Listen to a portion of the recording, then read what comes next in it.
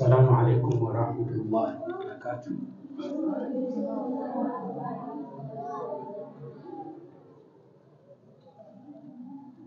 بسم الله الرحمن الرحيم. الحمد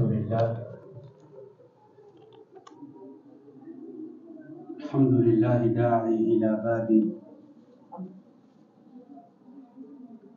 الموفق من شاء لصوابه. لقد أنعم الله علينا بإنزال كتابه، وأشهد أن لا إله إلا الله وحده لا شريك له، الله الذي وصف في كتابه الألباب القائل: وتزودوا فإن خير الزاد التقوى واتقون يا أولي الألباب. وأشهد أن رسولنا المبعوث إلينا هو محمد بن عبد الله بن عبد المطلب، وعلى آله وأصحابه الذين تمسكوا بهذا الكتاب، وسلم تسليما كثيرا، ومن تبعهم بإحسان إلى يوم تبعث فيه القلوب. أما بعد، فيا أيها الإخوة الأماجد أحباب رسول الله صلى الله عليه وسلم، ونشكر الله سبحانه وتعالى na kumtakia rehma Mtume Muhammad sallallahu alayhi wasallam. Leo ni furaha kubwa kwa kila sehemu, hasa kwa mimi mwenye kuzungumza, kama alivyoashiriwa ya kwamba kuna mambo mawili ambayo kwamba tumeazimia insha Allah taala kuyazungumzia, likiwemo jambo la kwanza, masiku 10 haya yatambulika vipi na Uislamu. Jambo la pili ni siku ambayo kwamba ulimwengu mzima unatarajia kuja kufanya ibada muhimu aliyotangaza Mtume sallallahu alayhi wasallam, ambayo kwamba ni ibada ya kufunga siku ya Arafa. Leo tarehe 5 Dhulhijja mwaka 1446, na pia kwa sehemu zingine tarehe 6 Dhulhijja mwaka 1446. Tumesema jambo la kwanza kabisa ni kuzungumzia fadhila na makubwa yanayopatikana katika masiku 10 kama haya au masiku 9 kama haya. Allah subhanahu wa ta'ala ndani ya Qur'ani ameapa kwa vitu ambavyo kwamba Mola subhanahu wa ta'ala ameviumba mwenyewe. Allah subhanahu wa ta'ala katika suratul Fajr asema: wal fajr wa layalin ashr. Allah tabaraka wa taala anaapa kwa wakati wa alfajiri, kwa baadhi ya tafsiri za wanazuoni walivyotafsiri. Kisha wa layalin ashr, na masiku 10 haya. Wenye kutafsiri Qur'ani wanasema makusudio ya masiku 10 yaliyotajwa ndani ya sura kama hii ni haya masiku 10 ya Dhulhijja. Chochote ambacho kwamba Mola subhanahu wa ta'ala anaapa kutokamana na kitu hicho ni ishara wazi ya kwamba kina utukufu mbele ya Allah subhanahu wa ta'ala. na ule utukufu ameudhihirisha wazi Allah subhanahu wa ta'ala kuwa ameapa na masiku haya 10. Rasul sallallahu alayhi wasallam asema, ma min ayamin al-amalu salihu fihinna ahabbu ila Allah subhanahu wa ta'ala min hadhihi al-ayyam al-ashr. Hakuna masiku yoyote mbele ya Allah subhanahu wa ta'ala ambayo kwamba vitendo bora ndani ya masiku haya vinapendeza zaidi mbele ya Allah subhanahu wa ta'ala hata kuliko masiku haya ya mwanzo wa Dhulhijja.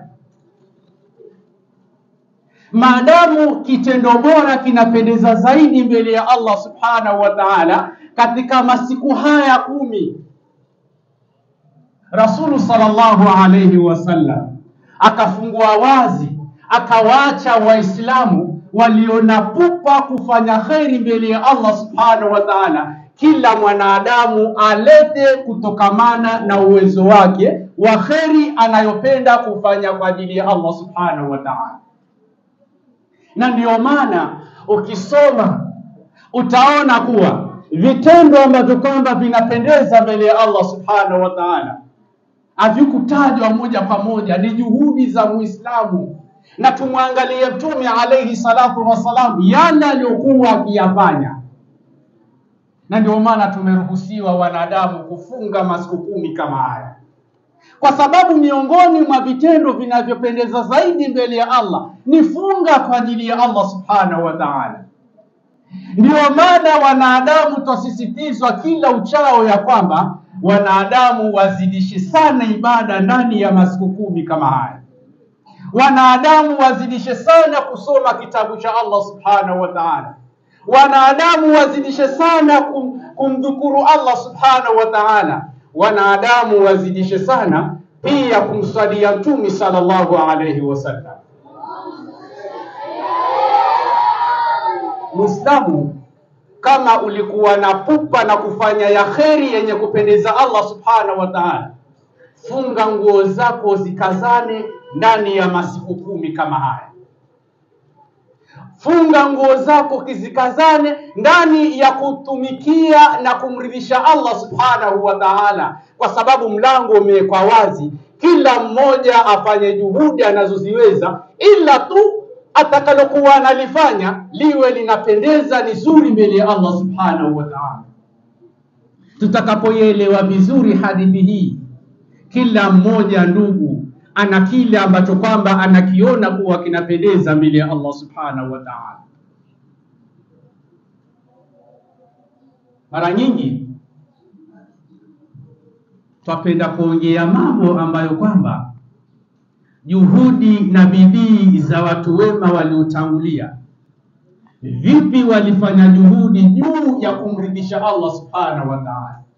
Haya yote wanafunzi mnaonisikiliza, ni lazima kile tunachokisoma tukifanyie kazi, ili ni miongoni mwa njia na tool ambayo kwamba itatufikisha sisi kuyatambua yale ambayo kwamba ni mazuri mbele ya Allah subhanahu wa ta'ala.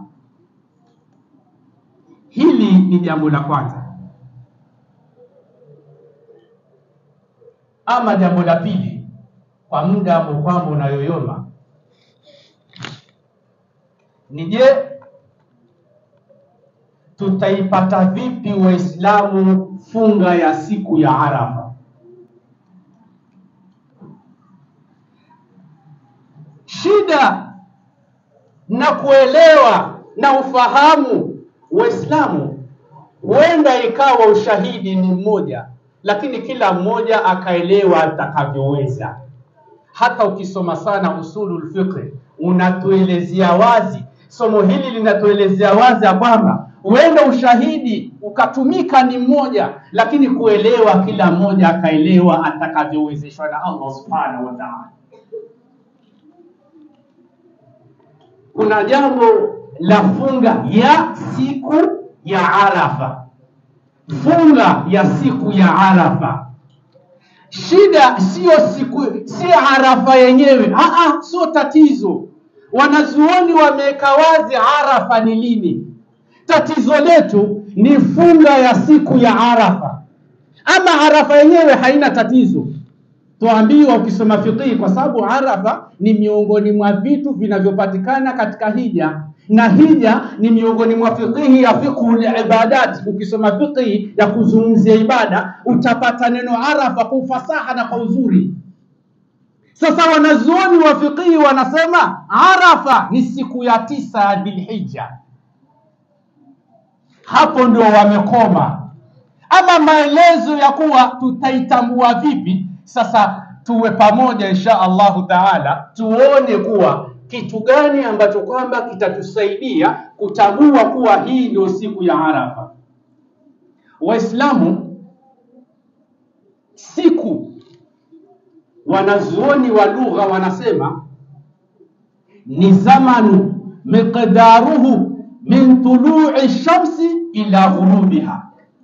Siku maana yake ni muda uliokadiriwa kutoka kuchomoza kwa jua mpaka jua kuzama. Hiyo ndio tuita siku. Ama usiku huwa haiitwi hivyo. Watu wa lugha wakisema yaumun, huwa maana yake ni mchana kutoka jua kuchomoza mpaka jua kuzama. Kwa hivyo tukisema siku, funga ya siku ya Arafa, tunadili na mchana wa Arafa peke yake, hatudili na usiku. Na ndivyo walivyosema watu wa lugha, vile ambavyo kwamba wametufundisha, akiwemo Sheikh Ibrahim al-Mustafa. Ana kitabu chake Al-Mu'jamul Wasit, ana tafsiri neno yaumun kwa maana hiyo. Tukiangalia maana hii twapata kuwa Arafa kwa watu wa fiqhi yaanza wakati gani? Arafa, Waislamu na wanafunzi wenzangu, yaanza kutoka jua kupinduka kidogo.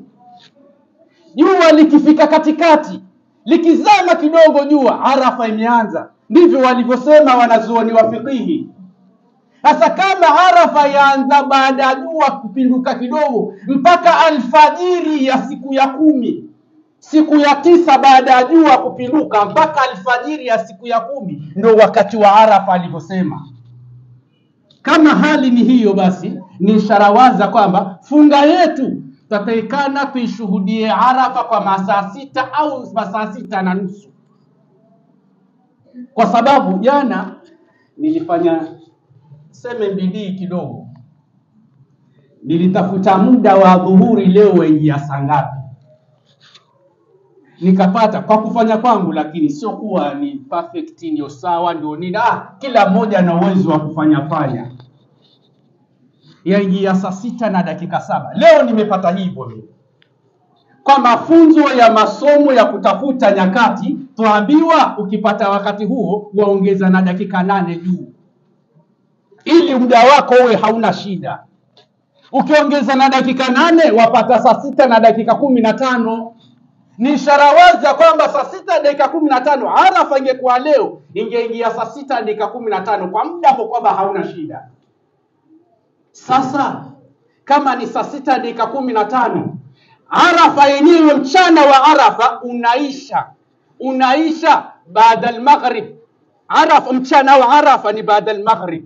Maghrib ikiingia mchana wa Arafa umeisha. Twaingia usiku wa Arafa ambao kwamba tutazama nao mpaka alfajiri ya siku ya 10. Tupata wazi ya kwamba hata sisi ambao kwamba, kwa sababu hii dunia kuna kwengine ndugu sio kama kwetu, yatafautiana. Kuna kwengine hii dunia hivi ninavyosema hivi, wamekula sapa, wanatafuta makazi ya kulala walali. Isawa sisi watu wa Kenya na Maka tawana muda, hatuna tatizo na hilo.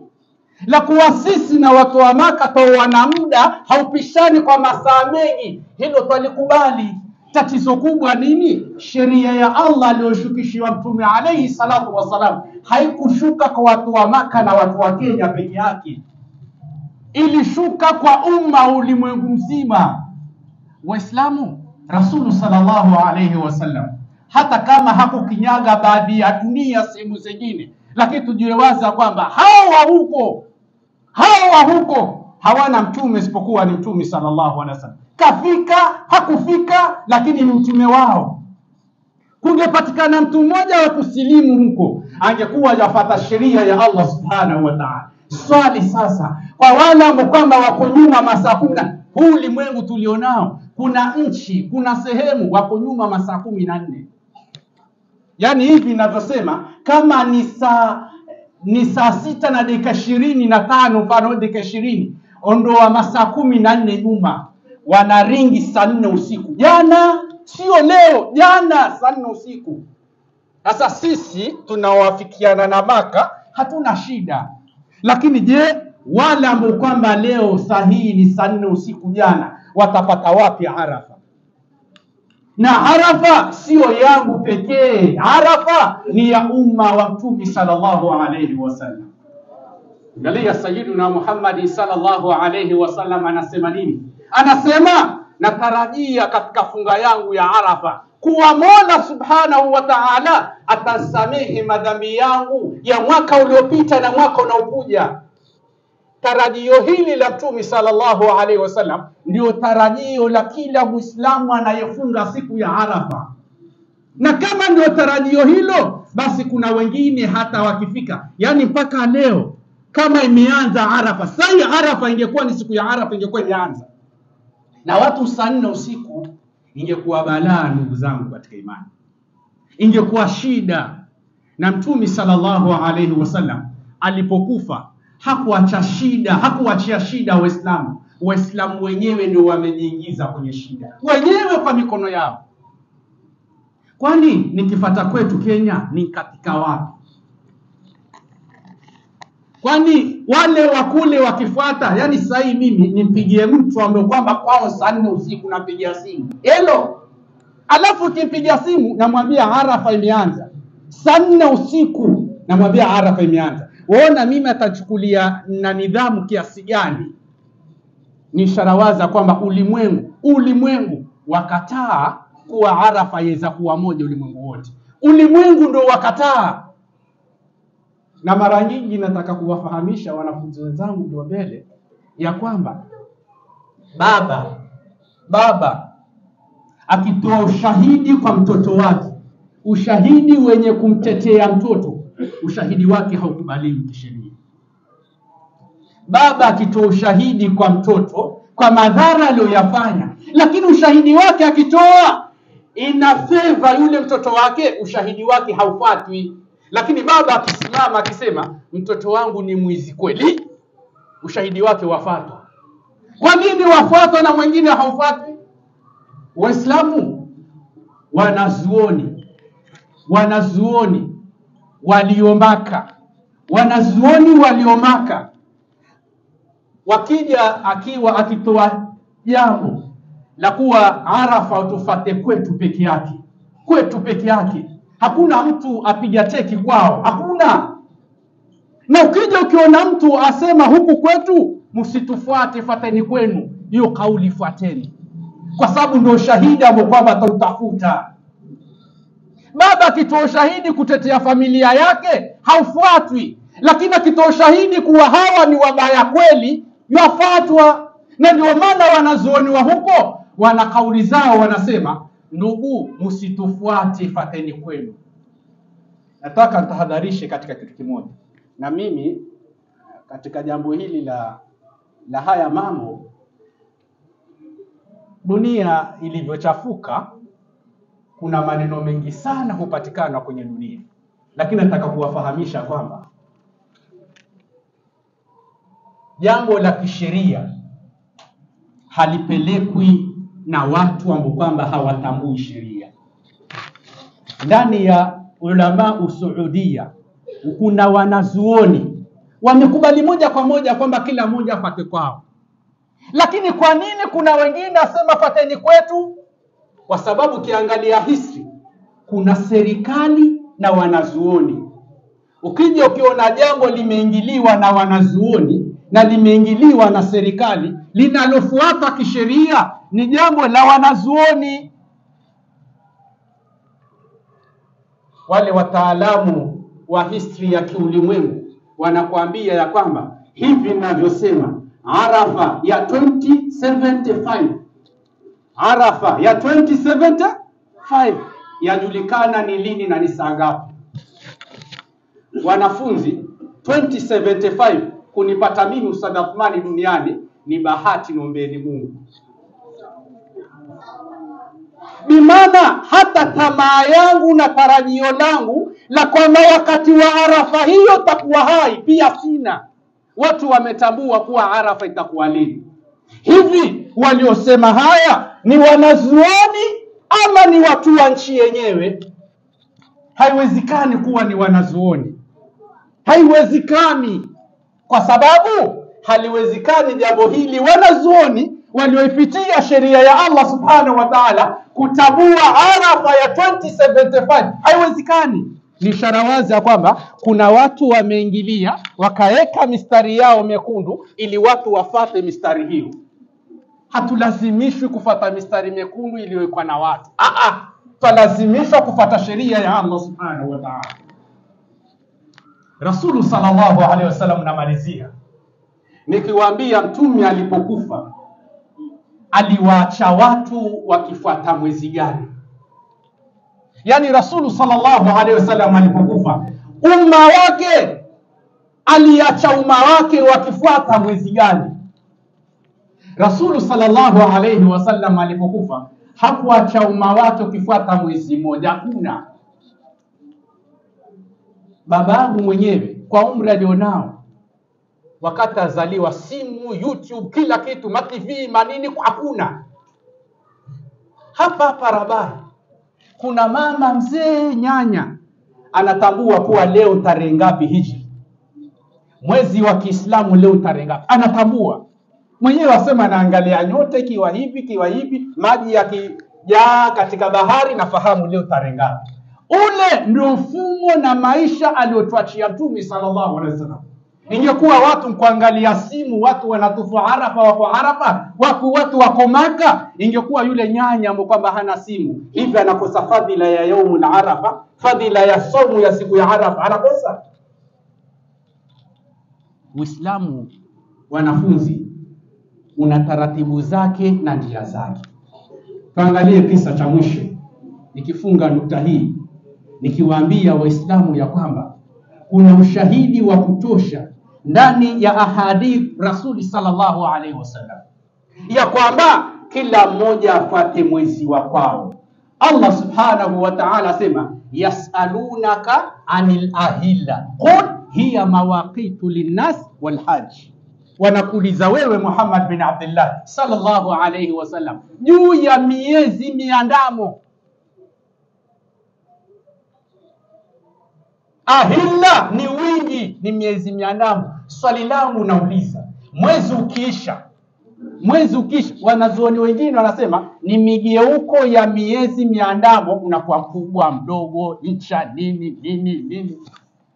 Lakini wanazuoni wengine wanasema hapa inalingana na michomozo ya miezi. Imeitwa miezi mingi kwa sababu ya michomozo.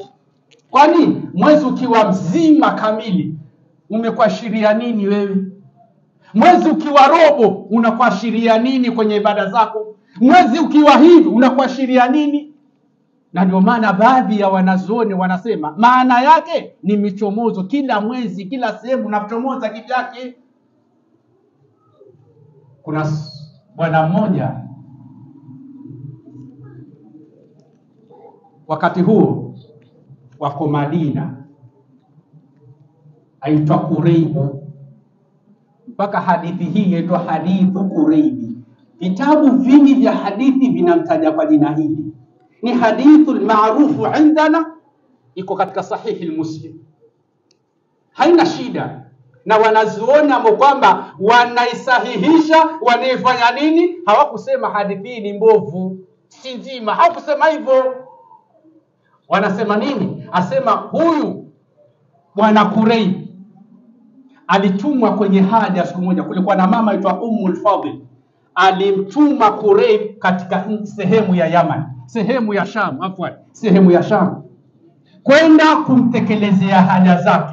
Haja hazikutaja kuwa haja hizi, lakini Hadithi yasema alipotumwa Quraib kwenda kutekeleza haja za Ummul Fadl, akatoka Madina akaenda Sham.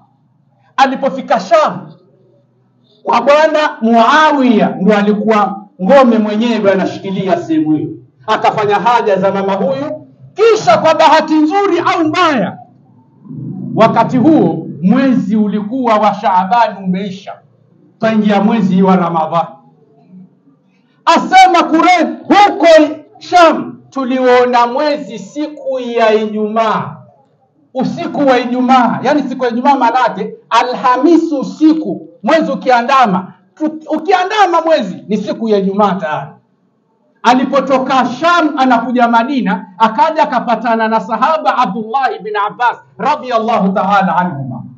Walipopatana hali ya safari waliulizana. Kisha baada ya hapo, kama watu wanaopenda dini ya Allah subhanahu wa ta'ala, aliamua wazi ya kwamba Abdullah ibn Abbas akamuuliza Quraib, wasemaje juu ya mwezi? Wote wamefunga. Quraib anasema sisi tuliona mwezi usiku wa Ijumaa. Abdullah ibn Abbas ndani ya Madina anasema tuliona mwezi usiku wa Jumamosi, bimaana ulioandama siku ya Ijumaa usiku, bimaana siku ya Jumamosi. Angalia madibizano ya heshima, madibizano ambayo kwamba hayakutia jeraha kwenye nafsi ya mmoja wao yoyote. Asemaje? Abdullah ibn Abbas akamuuliza Quraib, uliona wewe mwenyewe mwezi ambao kwamba uliandama wakati huo? Quraib anasema niliuona kwa macho yangu, tena sio mimi peke yake, hata watu pia waliuona. Na hivi ninavyosema, Muawiya alianza kufunga siku ya Ijumaa. Abdullah ibn Abbas anamwambia Quraib, sasa yataendaje mambo haya? Quraib akamuuliza Abdullah ibn Abbas, sasa nyinyi mtafungua lini? Kama hali ni hii, tulianza mwanzo, nyinyi mlianza kuchelewa, tutafungua lini? Angalia walipoafikiana kwenye kufungua, Abdullah ibn Abbas akasema sisi twazifata wasaili mbili za Mtume sallallahu alaihi wasallam aliotuachia Rasulullah. Alituachia nini? Ima tuone mwezi au tukamilishe 30. Huo ndio ulikuwa msimamo wa Abdullah ibn Abbas radhiyallahu ta'ala anhuma. Nani kakwambia angalia mwezi wako wenzako? Na maswahaba wenyewe wanasema sisi hukumu yetu tuone mwezi au tukamilishe 30. Huyu ni sahaba wa Mtume sallallahu alaihi wasallam. Nendo kamwangalie history yake kwenye vitabu vya tarehe za maswahaba, utamjua kuwa alikuwa nani kwenye ulimwengu. Kisha baada ya hapo Quraib akamwambia Abdullah ibn Abbas, hivi hutosheki? Riwaya sasa zinatofautiana, kuna la taktafi au la naktafi. Hapo kuna shaka, hivi hutosheki Abdullah ibn Abbas au hatutosheki sisi Waislamu na kuonekana mwezi na Muawiya ndani ya Sham na kufunga kwa Muawiya ndani ya Sham, hivi hutosheki? Abdullah akamwambia, siko katika sehemu ya kutosheka. Mimi hakadha amarana Rasulu sallallahu alaihi wasallam, sio mambo ya kutosheka. Muawiya tamkubali, hana shida, lakini hivyo ndivyo alivyotuachia Mtume sallallahu alaihi wasallam. Ndani ya Saudia, nimetanguliza nikasema, ushahidi ukitolewa, kama utaunga mkono sehemu ya kutetewa, haufuati kwa mzazi. Kama hautaunga mkono, wafatwa. Wanazuoni wa Saudia waliketi kikao, sikiliza hili la mwisho, waliketi kikao wakapitisha maamuzi 20. Wanazuoni wa Saudia waliketi kikao wakapitisha maamuzi 20. Amuzi la 5, decision ya 5, wakaongea juu ya je, mwezi waweza kuwa moja ulimwengu mzima?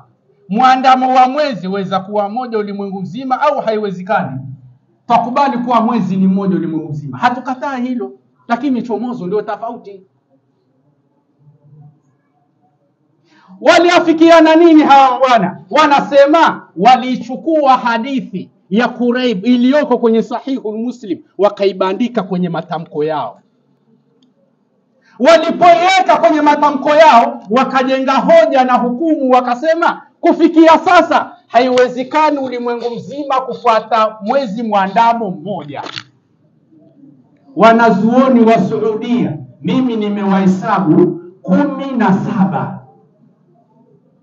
Kitabu kiko kimeelezea kwa lugha nyepesi, atakaye ataweza kupitia mwenyewe. Chaitwaje? Chaitwa Qararatul Majma' al-Fiqh al-Islamiyya, Fiqh al-Islamiyyi bi Makkah al-Mukarrama.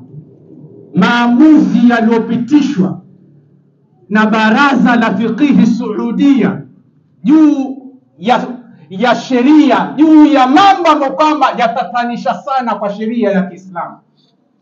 Wameandika mwisho wakasema hakuna haja yoyote, la hajatan, hakuna haja yoyote la kulingania na kupiga dawa ya kuwa mwezi mwandamo ni mmoja duniani. Haina haja, kwa sababu hilo halifanyi Waislamu kuwa wamoja.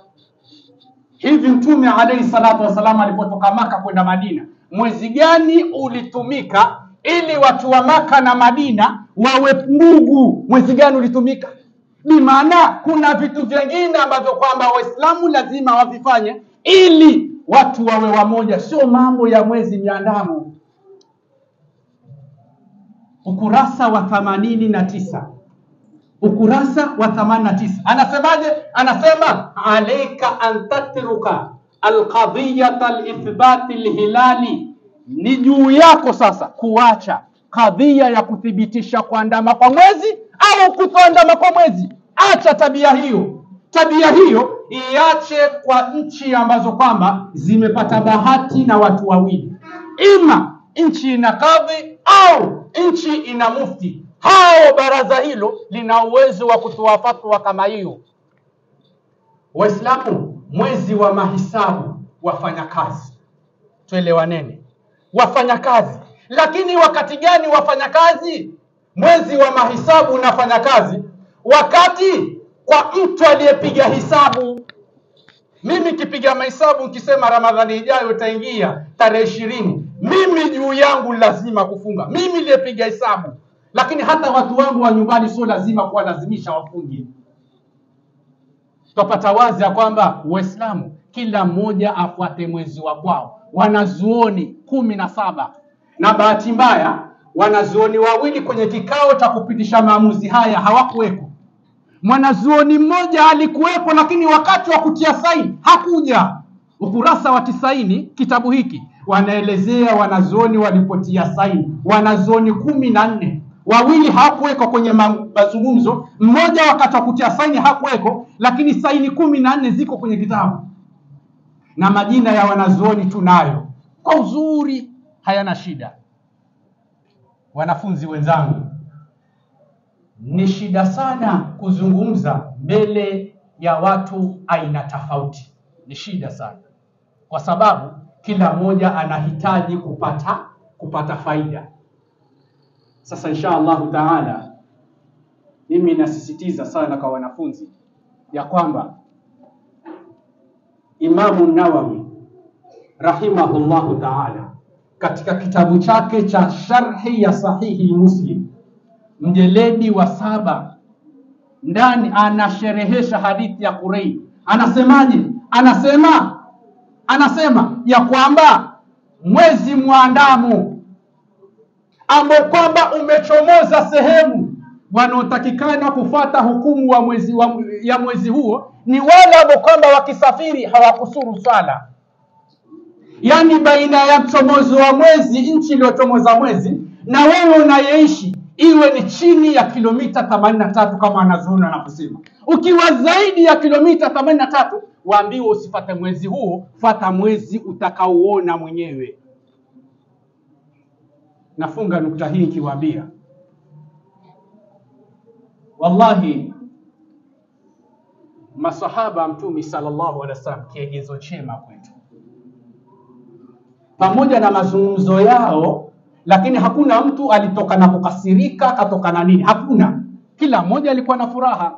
Pia sisi maadamu lilikuweko zama hizo, hata leo pia lazima liweko. Kwa hivyo pia sisi nasi tulibebe jambo hili kwa uzuri.